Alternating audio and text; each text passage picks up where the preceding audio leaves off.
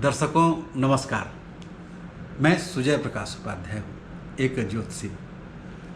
रोज़ आपसे बातें करता हूँ किसी न किसी विशिष्ट व्यक्ति की जन्म कुंडली के बारे में। और कुछ दिनों से मैंने वैसे कुंडलियों का चयन करना शुरू किया है जिसमें एक साथ उत्थान भी हो, पतन भी हो, हर्ष भी हो, विषाद भी हो, सफलता भी हो, संघर्ष भी हो, ताकि मेरे ज्योतिष प्रेमियों को ज्योतिष समझने में आनंद भी आए और अच्छा भी लगे। आज की जो कुंडली का जो मैंने चयन किया है वह सदाहत हसन मंटो एक बहुत बड़े साहित्यकार थे। उन्होंने रेडियो नाटक लिखे, उन्होंने फिल्म की पटकथा लिखी, उन्होंने ढेर सारी कहानियाँ लिखी। उन्होंने वो विस्थापन के समय में, विभाजन के समय में जो बर्बरता हुई उस पर कहानियाँ लिखी और कालजयी रचनाएं हुई। आज भी लोग उन्हें पढ़ते हैं बड़े चाव से। नई पीढ़ी उनके बारे में जानते हैं या नहीं यह तो मुझे नहीं मालूम, लेकिन उन्हें जानना चाहिए था। ये लब्ध प्रतिष्ठित साहित्यकार हुए और सूर्य की भांति एक समय था ये चमके थे। इन पर अश्लीलता के आरोप ब्रिटिश भारत में भी लगे थे और पाकिस्तान में जब ये विस्थापित होकर गए विभाजन के बाद, तो वहाँ भी इन पर अश्लीलता के मुकदमे चले थे। हालांकि ये जेल उसमें कभी नहीं गए। मैं बताऊंगा कि वो क्यों उन पर ये मुकदमा चला। पहले हम उनकी जन्म कुंडली से उनके जीवन का विश्लेषण करना चाहेंगे। आपके बाएं तरफ स्क्रीन पर दिख रही होगी इनकी जन्म कुंडली। मिथुन लग्न है, लग्न में मंगल है, छठे भाव में बृहस्पति है, चौथे में केतु और 9वें भाव में चंद्रमा है और 11वें भाव में सूर्य, बुध और शुक्र है। ध्यान रखिए, 11वें भाव में सूर्य, बुध और शुक्र और 12वें भाव में शनि है। इनके कुंडली की विश्लेषण करने से पहले मैं इनके बारे में कुछ आपको बतलाना चाहता हूँ। ये बड़े ही निर्भीक साहित्यकार थे। निर्भीक कहें तो अभिप्राय यह कि लिखने में उन्हें कोई परेशानी नहीं थी। उनकी समस्या थी कि वे कोई भी चीज़ छिपाकर या ढककर नहीं लिखना चाहते थे। समाज जिसे छिपाना चाहता था, समाज जिसे ढकना चाहता था, वे उस पर बड़ी बेबाकी से लिखते थे। वेश्याओं की बात हो, दलाल की बात हो, मानसिक रोगी की बात हो, विभाजन के समय में हुई बर्बरता की बात हो, यौन शोषण की बात हो, सब पर बड़ा खुल के लिखते थे। और उस समय के इनके जो प्रतीक और बिंब थे वो अलग थे। मैं आगे इसकी चर्चा करूंगा। और इसके कारण इन्हें कई बार बदनामी, अपमान और मुकदमे का भी सामना करना पड़ा। इनका स्वास्थ्य बहुत अच्छा नहीं रहा। ईश्वर ने इनकी उम्र भी कम दी। 40-42 वर्ष की उम्र में ये संसार को अलविदा कह गए। लेकिन उस क्रम में इन्होंने बहुत कुछ लिखा। इन्होंने फिल्मी की पटकथाएँ भी लिखी, कथाएँ भी लिखी, रेडियो नाटक भी लिखे, संस्मरण भी लिखे और कालजयी रचना आज भी खूब मज़े से पढ़ी जाती है।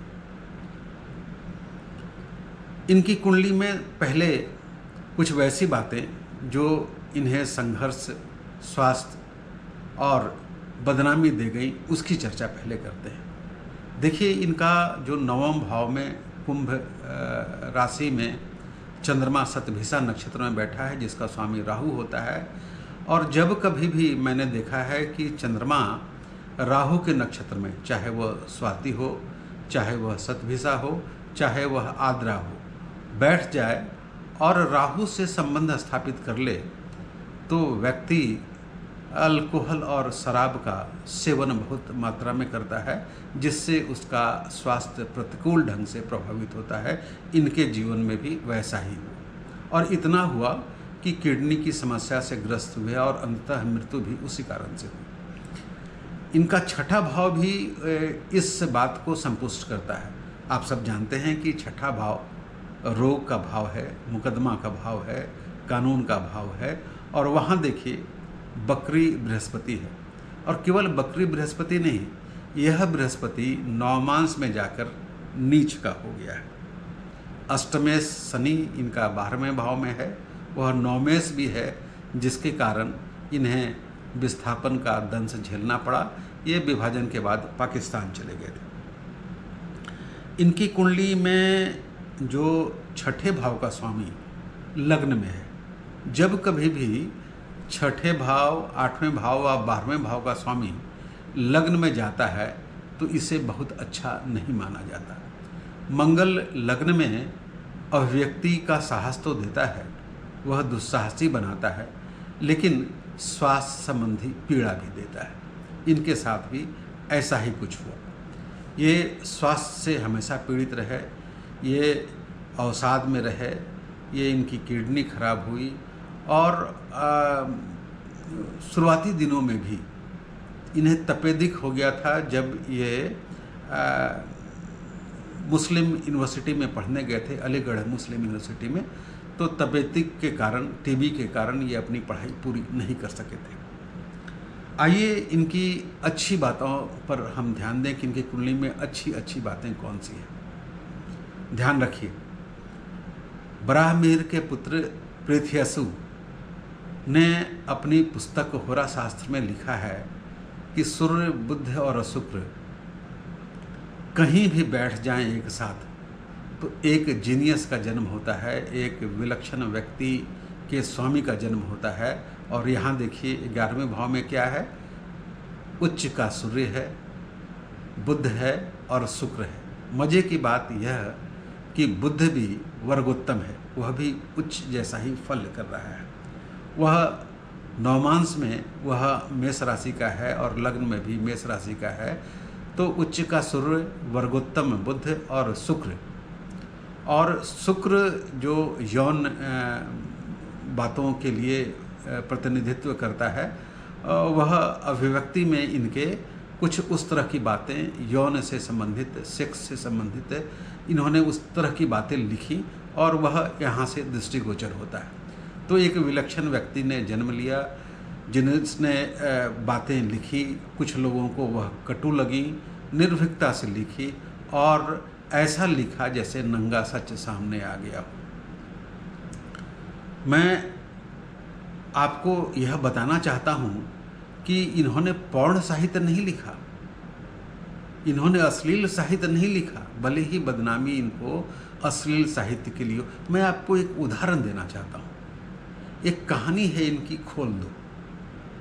खोल दो में एक सिख कुंवारी लड़की आने के क्रम में खो जाती है और उनका बाप बड़ी बेसब्री से, बड़ी कठिनाई से खोज रहा है उसे। कोई कहता है कि मारी गई होगी, तो बोलता है नहीं नहीं, मेरी बेटी बहुत सुंदर है, वो मारी ही नहीं जा सकती। तो उस समय के जो वहाँ वो स्वयं सेवक थे, उन लोगों ने ही उनको पकड़ा था, उनके साथ ज़बरदस्ती की थी और उसे रेलवे पटरी पर फेंक दिया था। वह जब मिली तो उनको हॉस्पिटल में ले आया गया। डॉक्टर एक कमरे में है, वहाँ बाप भी कमरे में है और वह एक तरह से कोमा में है, कोई हलचल नहीं शरीर में। इस क्रम में डॉक्टर बोलता है कि खिड़की खोल दो। यह स्वर जैसे ही निकलता है खोल दो, तो उस बॉडी में हरकत होती है और वह अपने सलवार का नाड़ा खोलती है, उसे थोड़ा नीचे सरकाती है। देखिए अब यहाँ दो बातें होती है। पिता हर्षित हो जाता है कि जिंदा है, जीवित है, निष्प्राण नहीं हुई है। और डॉक्टर के मन में क्या बात होती होगी ये सारे पाठक जान जाते हैं। इसे आप अश्लील कहेंगे। वैसे ही एक कहानी और है, ठंडा गोश्त।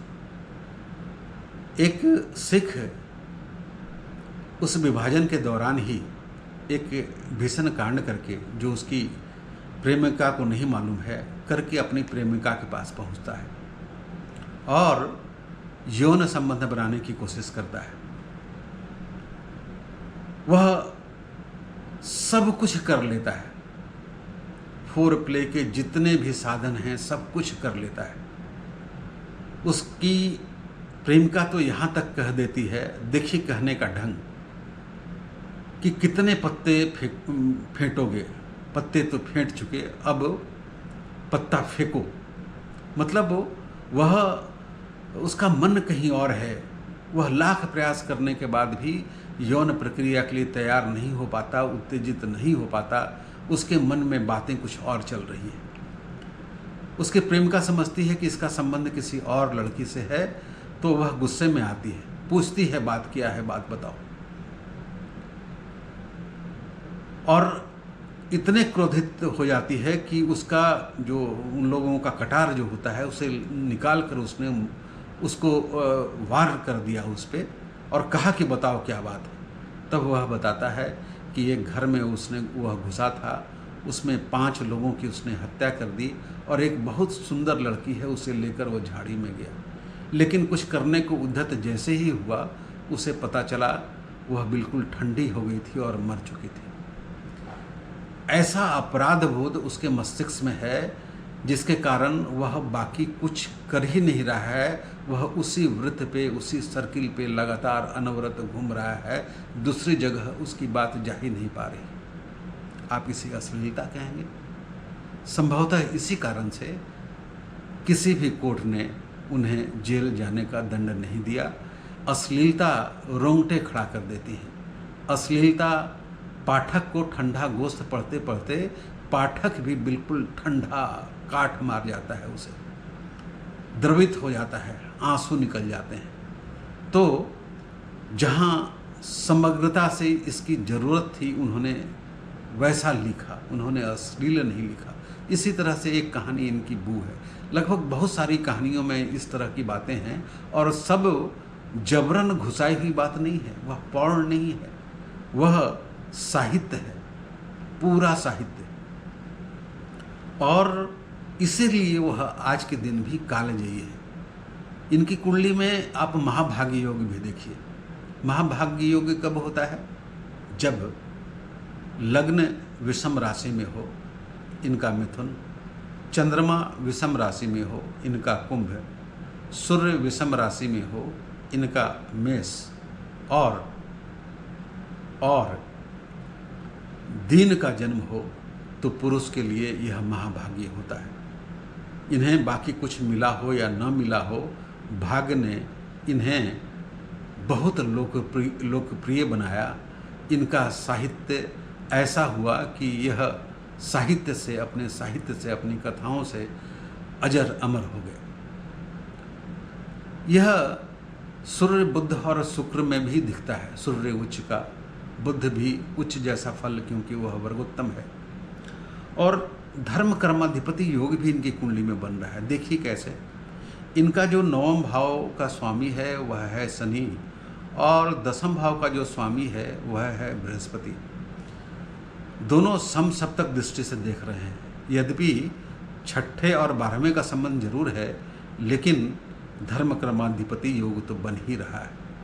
इसीलिए संघर्ष भी इनके जीवन में बहुत रहा, और साहित्य की रचना जो हुई वह कालजयी हुई, जिससे वो साहित्य की दुनिया में पद उन्होंने प्राप्त किया, प्रतिष्ठित हुए और लोकप्रिय भी हुए। इनकी कुंडली की सबसे बड़ी विशेषता यह है कि इनकी कुंडली में जो अच्छे योग भी हैं और खराब योग भी हैं। खराब योग ज़्यादा हैं। विस्थापन का भी ले लीजिए। इनका 9वें भाव का जो स्वामी है शनि, वह 12वें भाव में है। ऐसे में विस्थापन होता है, एक जगह से दूसरी जगह जाना पड़ता है। इन्हें भी एक देश छोड़कर दूसरे देश जाना पड़ा था। लेकिन शनि इनकी कुंडली में तुलनात्मक दृष्टि से देखा जाए तो सबसे अच्छा ग्रह है। कैसे?